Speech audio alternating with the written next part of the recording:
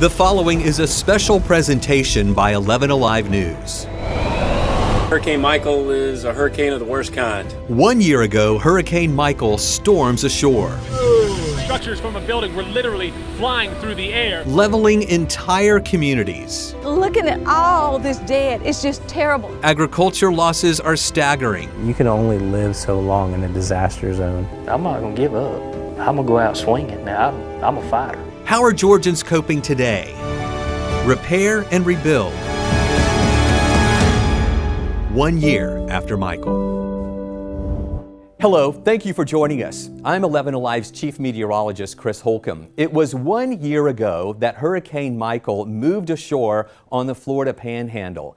Michael was the first Category 5 storm to hit the continental United States since Andrew back in 1992. Take a look at the size of this storm as it was exploding in growth here in the Gulf of Mexico before it moved into the Florida Panhandle. Here is the path of the storm. It started in the Caribbean just as a tropical storm, but then it grew in size and in strength in the Gulf of Mexico, bearing down on the Florida Panhandle, and in its crosshairs, Mexico Beach, right there along the Florida coastline when the eye moved ashore. I, along with some of my colleagues, actually rode out the storm in the eye of Michael.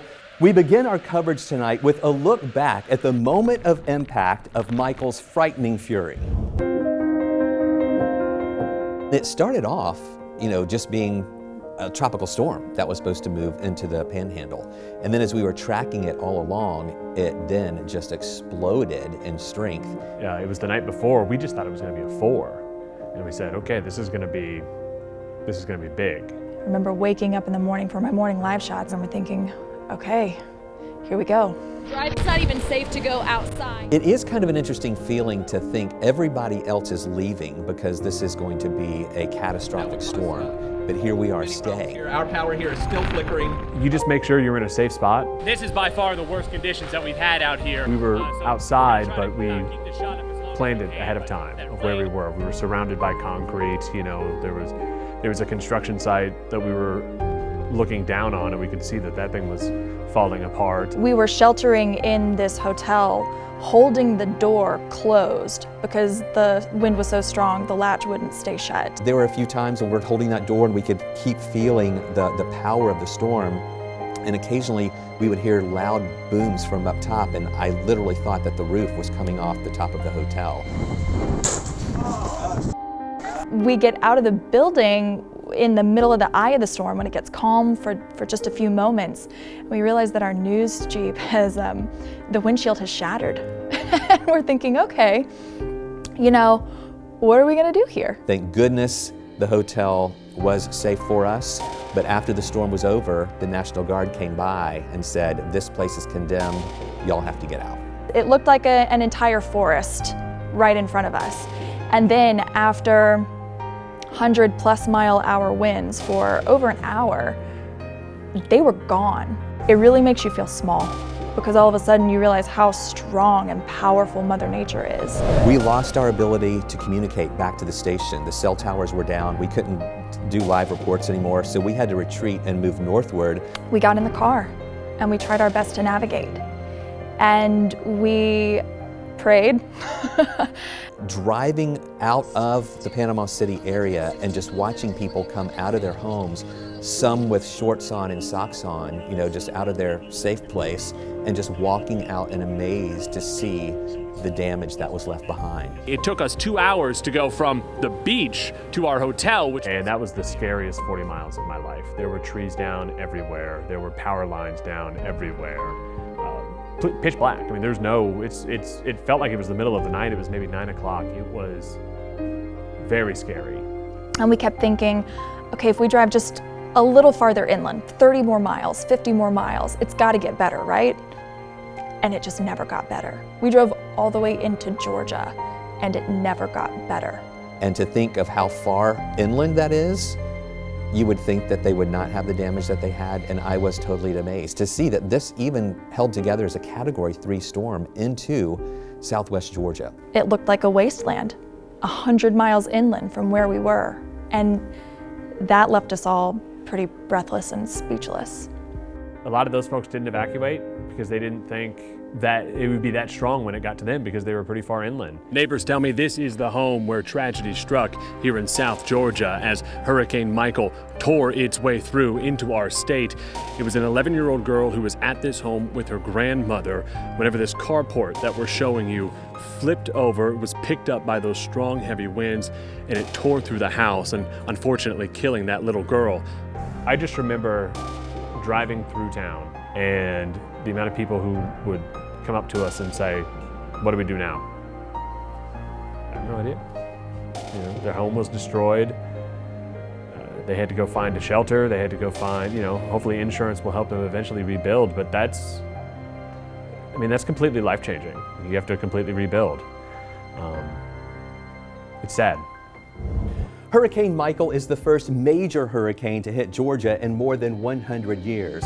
Up next, the human toll of the devastation of this tragic storm.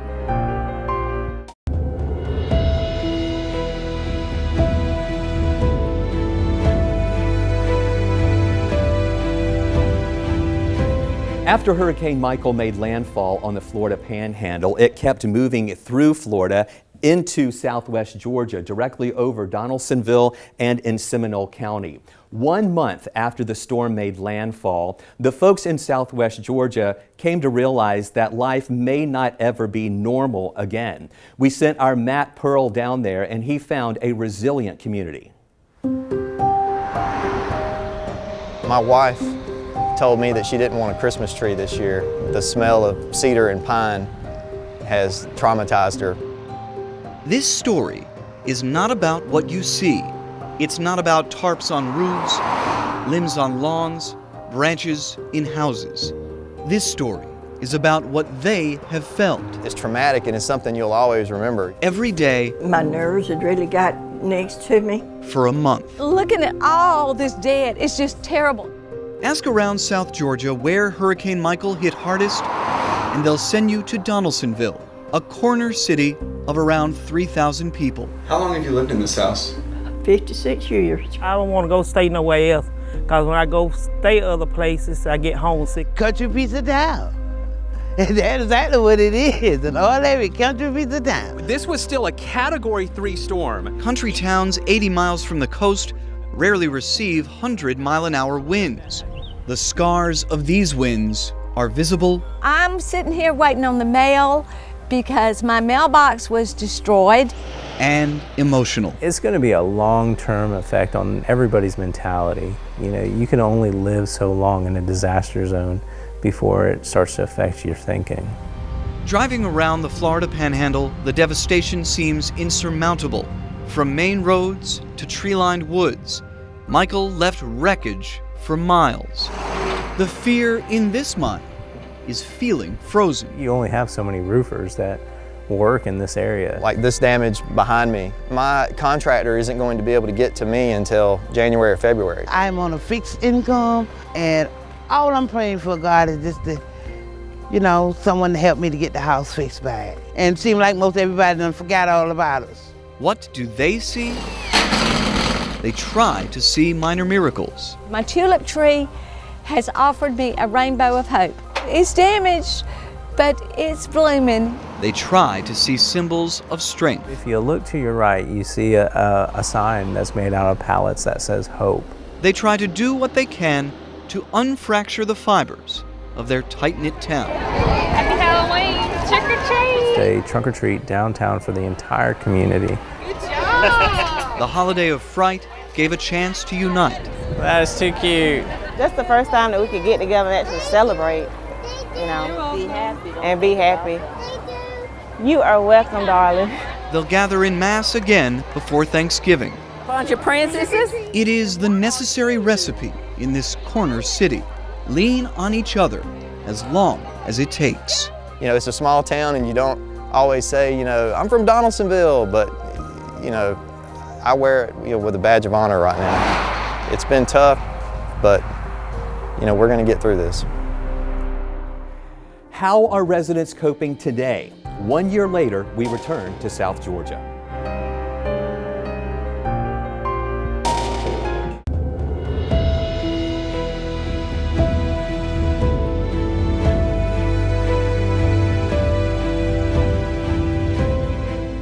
Now, 1 year since Hurricane Michael moved in, Matt Pearl returned to the same city and county that was hit hardest. He found that recovery is underway, but so much more needs to be done.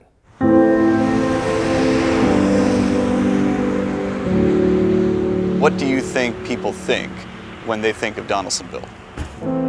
Where? Donaldsonville? Where? We are southernmost point of Georgia, so many times we felt forgotten. The storm had us on a wonder. It's no longer the crisis of the week. I think it slipped out of people's minds. We've overcome a storm, and we truly have.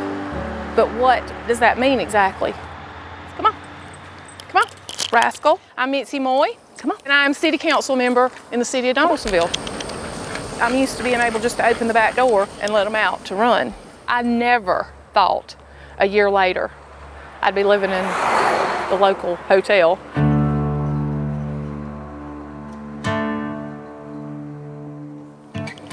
Hey, what you think? Going through a town that you grew up in and seeing things that are never gonna be the same. This is Railroad Street. Nobody live on this street but us. I know the people behind me. Everybody know me. Recover hadn't done anything for us. The nails is coming up. When it's real windy, you can hear the tin flapping, and we still pouring out buckets of water. I used to didn't have to do that, but I have to do it every time it rains. Pour out buckets of water. Some places it's the same, ain't changed at all. We don't have the money to do it.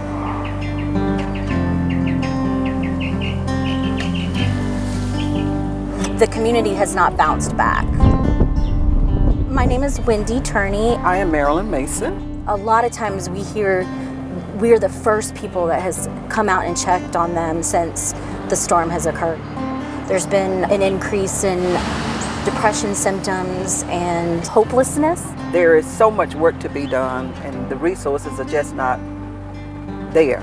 We still do not have the house fixed. Mm-hmm. The stress in your marriage when you have all of this coming, to a head with the contractors, we don't feel like we're supported. We feel like we've kind of been abandoned.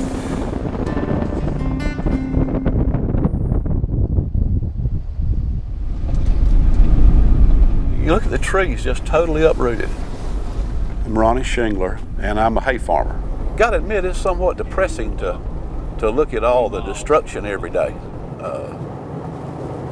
when you know what it used to be like. What did it used to be like?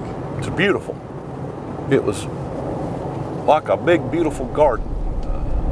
Now it looks like a bomb went off in a lot of places. Smells molded, and it is molded. How much money do you think you've lost because of the storm? Hundreds of thousands of dollars. Why hasn't this been taken care of yet? The main reason is that insurance companies have been very slow to settle up with the farmers in South Georgia. No operating money, can't get paid for the damaged stuff. We're kind of limping along on crutches, like a man with a broken leg. Would I love to see Donaldsonville cleaned up? Yesterday. Is it practical? No. I'm gonna be honest with you, when I woke up October the 11th, I thought, it's probably gonna be at least by the end of the year, but we're gonna have all this stuff done. I don't know what my perception was. People were uninsured or underinsured, and then you have FEMA and they're promising all these things, and maybe a handful of people got something, but nothing to the degree of what they had. We are all still going through something. The only difference is we're tired.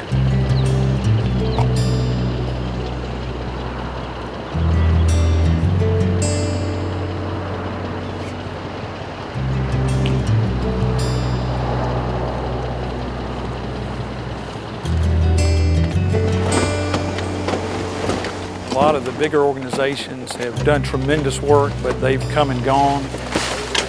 Yeah. My name is Billy Williams. I'm a case worker for these houses. The Blue Tarp Project is simply the mindset of removing every single tarp in Seminole County and the surrounding counties. An anonymous group that has given us a fairly large sum of money. A lot of these folks did not have insurance. Resources were limited, and they need to find some hope. They say about the next 5 years, we might be back where we was. That's a long time. That's what I know. We'll never see this land back like it was before the storm. I won't live long enough. It makes it very difficult to continue. We need cheerleaders. We don't need people in here going, oh, bless their hearts. We need cheerleaders. We have done a whole lot. We just have a lot to do. Matt, those images are just so amazing. And this isn't your first time back. You went back a month after the storm. And it's interesting to see some of the damage that was left behind a month after that is still there today. Yeah, there were images that were ingrained in my mind from that trip, which was a few weeks afterwards, and then going back and seeing so much of that untouched still after all this time. It was certainly shocking, and I want to be clear that much progress has been made, and many of the homes that had blue tarps over the roofs, those are back, but so many still are not. And I think it was very surprising for me to see that now almost a year later. You also saw a lot of schools that were closed, and this has such an impact on the children as well. Yeah, one place that I went to was Seminole County Elementary School, and they took such a sizable amount of damage, wings that were hit so hard by the force of the hurricane, and they're just now, finally 1 year later, getting back to full strength. They're opening 2 more bathrooms. That's going to be the final piece that needs to be reopened for it to be back to normal. But I went into several classrooms, spoke with the principal there, and learned that for a while they had extra counselors and were fielding a lot of questions and making sure the kids were okay.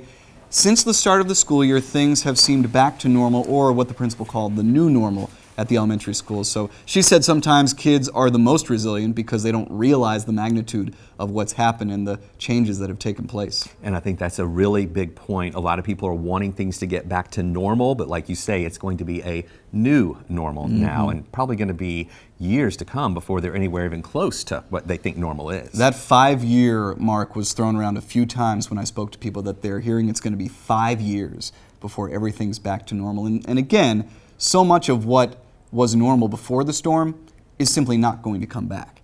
And that's a reality that many people in Donaldsonville and surrounding counties have had to accept. Well, thank you so much for that great reporting on this storm, the month after and a year after as well, Matt. Thanks, Chris. Michael was definitely a historic storm. Coming up, we're going to take a look back at this year's hurricane season and what's left to come.